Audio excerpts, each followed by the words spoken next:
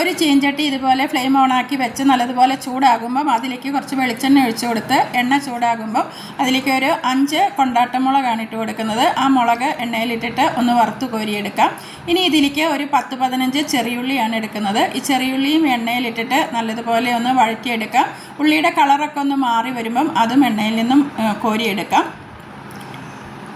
ഇനി ഇതുപോലെ വറുത്ത് കോരിയെടുത്ത ഈ ഉള്ളിയും മുളകും ഇതുപോലെ ഒരു ഇടികല്ലിൽ വെച്ചിട്ട് ഒന്ന് ചതച്ചെടുക്കാം. ഈ രീതിയിലൊന്ന് ചതച്ചെടുക്കാം.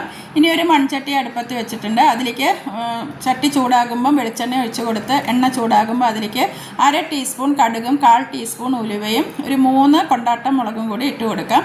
ഒപ്പം കുറച്ച് കറിവേപ്പിൻ്റെ ഇല കൂടി ഇട്ട് കൊടുക്കാം. ഇനി ഇതൊന്ന് മൂത്ത് വരുമ്പം അതിലേക്ക് ഒരു 1/2 ടീസ്പൂൺ കായം വറുത്ത് പൊടിച്ചതും കൂടെ ചേർത്ത് കൊടുക്കാം. ഇനി ഇതിലേക്ക് നമ്മൾ നേരത്തെ ചതച്ച് വെച്ചിട്ടുള്ള ആ മുളകും ഉള്ളിയും കൂടി ഇട്ട് അതും ഒന്ന് നല്ലതുപോലെ ഒന്ന് എണ്ണയിലിട്ട് മൂപ്പിച്ച ശേഷം ഫ്ലെയിം ഓഫാക്കാം. ഇനി 1 കപ്പ് തൈരിലേക്ക് 1 കപ്പ് വെള്ളം ഒഴിച്ച് ഒന്ന് ലൂസാക്കി എടുക്കാം. ഇങ്ങനെ ലൂസായിട്ട് ഇരിക്കുന്നതാണ് നല്ലത്. എന്നിട്ട് അത് നല്ലതുപോലെ ഇളക്കി യോജിപ്പിക്കാം. ഈ സമയത്ത് ഉപ്പ് വളരെ കുറച്ച് ഉപ്പിട്ടാൽ മതി. കാരണം കൊണ്ടാട്ടം മുളകിൽ ഉപ്പുള്ളതുകൊണ്ട് ഇത് ഉണ്ടാക്കിയ ഉടനെ ഉപയോഗിക്കേണ്ട, 1 മണിക്കൂറൊക്കെ കഴിഞ്ഞിട്ട് ഉപയോഗിച്ചാൽ മതി.